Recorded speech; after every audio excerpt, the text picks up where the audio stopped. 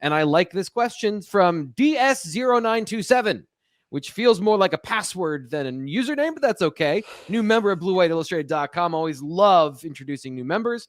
So they say, outside of implementing and learning a new defense, what are the main goals or points of emphasis for the team this spring? We covered some of this.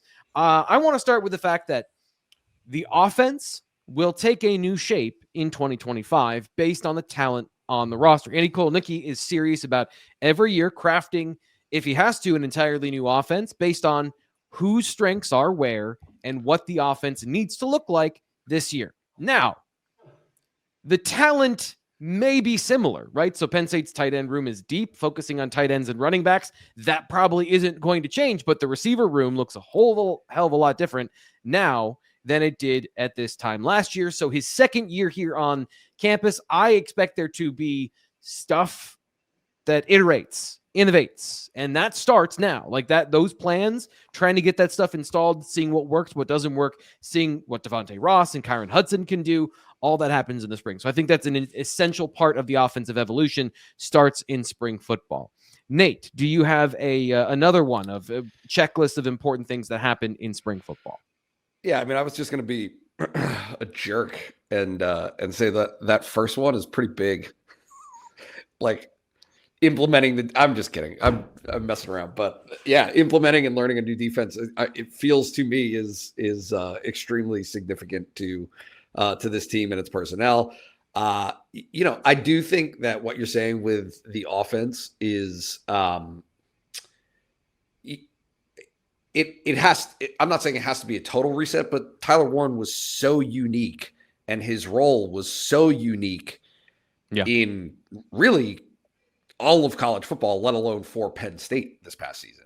Like just the numbers bear that out in terms of his targets and receptions, all that stuff. To have your tight end be the focal point of your passing game in every capacity, including explosive plays, is atypical. So, all right, what do things look like? To your point about the transfer receivers, I just being real, I think it also creates a lead up to an evaluation of what more is needed, if something is needed, in terms of last gasp adding somebody through the transfer portal, right? Yeah. I do think solidifying the roster and getting an understanding of where you stand at some of those positions. Look, like they've been burnt on potential, right? Yeah.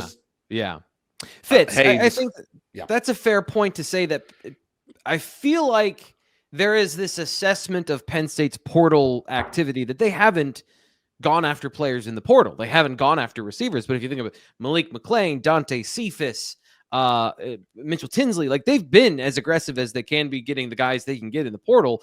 And Malik McClain, not for nothing, started for or was a contributor for a playoff team as well. I think, for whatever that's worth, like there was obvious talent there that multiple Power 5 schools have wanted him throughout his career. Like in the NFL vernacular, first round draft picks always get second chances. And talent wise, that's kind of what his talent skill is. Yeah.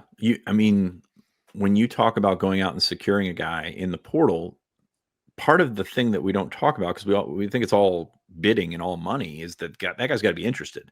Penn State doesn't have a great reputation right now in terms of getting wide receivers to the league, even though they're just a couple of years removed from having a first round draft pick.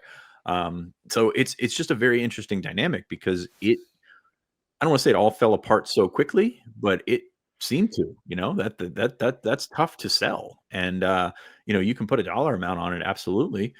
But at the end of the day, the guy's got to be interested to come here. And there's a lot more appealing schemes. I don't know about schemes, but there's a lot more appealing bodies of work out there to make it work. And me, it's so fascinating. Someone mentioned in the chat, it's time for Khalil Dinkins to shine. Absolutely, he can shine. He's not getting 200 targets like Tyler Warren got last year. I don't even know his target number off the top of my head, but to catch it was up there. Yeah.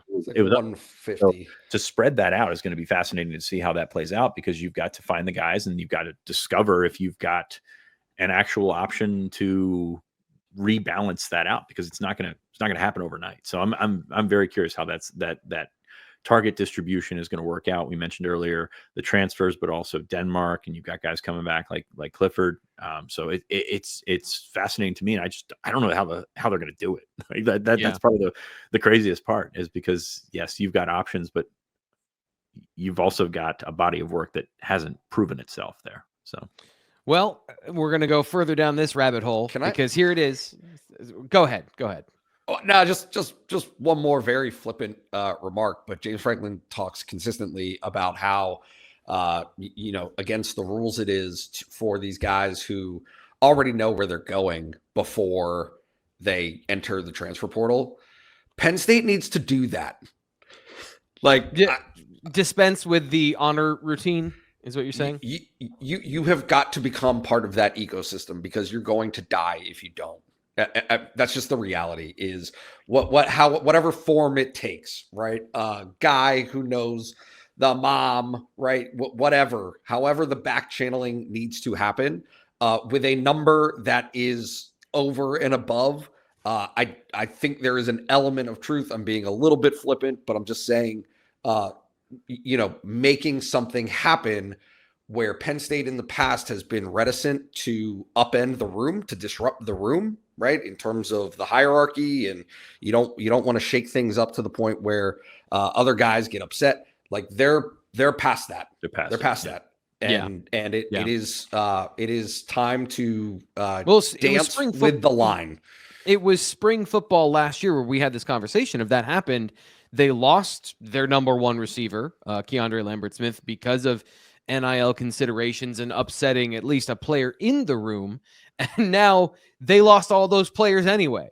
Like they all transferred after this last season. So it didn't work in the long run. Now it did work in the short term of the fact that you had Trey Wallace for the 2024 season. But in the long term, you didn't necessarily get what you were expecting. You didn't get the payout in terms of production, I guess, in that sense. So they're still at that particular position. Well, who's running the show right now, Nate? Like who is making all the moves? And it's no answer for you. It's the agents, right? Like those are the people that are telling these kids to go into the portal because they have offers waiting for them. Whether or not they do depends. But if you've got a legit agent, which your quarterback, who needs to look the best out of anyone, right? This is a contract year for Drew Aller because he could potentially be the number one pick. Yep. Okay. Your quarterback's got representation.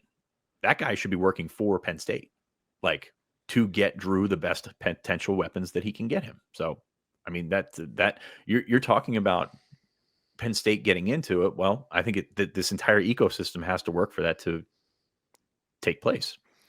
Oh, yep. That's a layer and a level of this that is just like, that's staring into the abyss. There's no end to that, but you're absolutely right. Like where in the corners and the shadows can you gain those advantages? And this is the favorite one of Penn State fans. Brad asks the question about Quentin Martin. If he's not RB3 or 4, could he be used in the slot? And I promised myself the last time we opened the mailbag, I wasn't going to answer this question again. But this is just my concern with that. First off, yes, I think him playing in the slot is a great idea as a running back playing in the slot. So then technically you have 3 running backs on the field or 2 running backs on the field.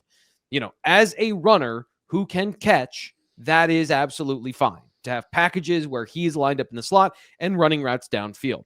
But if you're asking, is he a receiver? No, fundamentally, he's still a running back because Fitz, I don't feel like it solves the problem.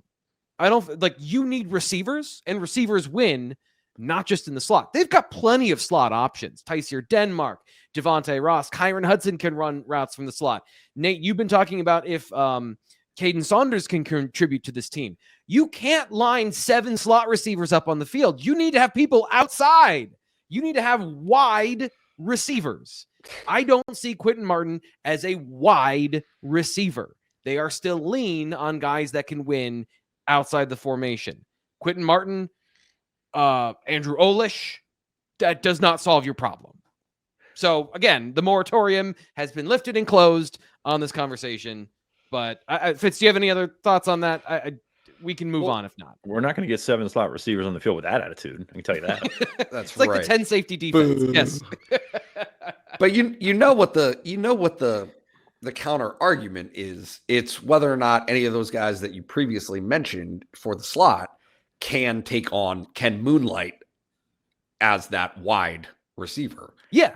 And I believe some of them can, but is the answer mostly no? Right. Yeah. Exactly. Moonlighting is the word you used. I think Tyson Denmark can play outside. Like I've seen enough to say that I think he can win at multiple positions.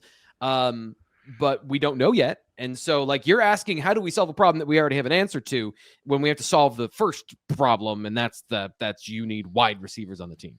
Let's see. Fitz, this one's for you. This one from PSU Enjoyer 11 says, would love to hear if you guys think the 2026 class can be comparative rankings wise to 2018 and 2022. Early, it's February, but are there the earmarkers of enough 5-star talent on the big board that are realistic that they can get to that height of a top 5 class? Yes, I've actually talked about this a couple times. I do think that we're in that cyclical moment where every 4 years is a really good high ranking class for Penn State. And I think that they're in position to do so based a lot on the talent in the region. But even more so, you look at how those classes were built up to the high rankings is because, and you actually kind of nailed it there, the 5-star talent. And Penn State's in on some guys that are highly ranked or going to end up being highly ranked. Kevin Brown, they've already got one in the boat in Kevin Brown. Mickens is top was 108 by the on-3 industry. I'm not sure that he stays up there. It's more of a running backs thing than anything. Same thing with Quentin Martin, right? Kind of, yeah, kind of. In sense of position yeah, playing position value. Like he was a good player, but I think we kind of said the same about Keemon Spell when he came out and was ranked number 7 overall. It's like kind of a high watermark if you're an early running back. If the rankings is very high in the early running back, it's probably going to be a high watermark just because of how rankings happen and how running backs are kind of, I don't want to say devalued because they've maybe regained some value, but at the same time in the draft, what's that mean? Right. So yeah, I think it's going to end up probably battling for something like that. Now, NIL was not a factor in 2022 or 2018. So Penn State did a great job recruiting those guys. Nate, I see that little head shake there. But so that's going to play into it. And that's about landing the top level talent. Penn State ended up finishing on a high note with Andrew Olish last year, but you still missed some very quality players that I think you would have landed if that was not an issue or a prevalent part of the process, at least. Yeah, I think it can end up a top 10 class. A little shy on it going, I think 6th. 2018 was 6th. 2022 was 7th. Top 10 class would be pretty phenomenal. I think Penn State's put themselves in a position where they can get there. But it's going to take some closing. It's going to take some, I don't want to say creative bookkeeping, but it's going to take some money to secure a class like that. And with you moving Drew Aller, Denai Dennis Sutton, Zane Durant, you moving all those big money guys off the board, all of a sudden you've got a little bit more to play with. And I think they can do that in the 2026 class. And I think they've shown the willingness to do it, especially with closing on a guy like Olish late in 2025. So yeah, it can happen. It's going to be a grind to get there, I think. But the region talent makes sense. And I think we probably find ourselves in a situation we found ourselves in last summer where guys go elsewhere. And then all of a sudden you're talking about them coming back around and late in the cycle. So it'll be an interesting cycle nonetheless, but the start that they've gotten is really good. And I think that they've got some guys that are pointing upward in that trajectory. You mentioned Jasir Rogers a little bit earlier in the show. Guys like that can really, really help your ranking because at the end of the day, they can be top 100 guys and really put you over the top there.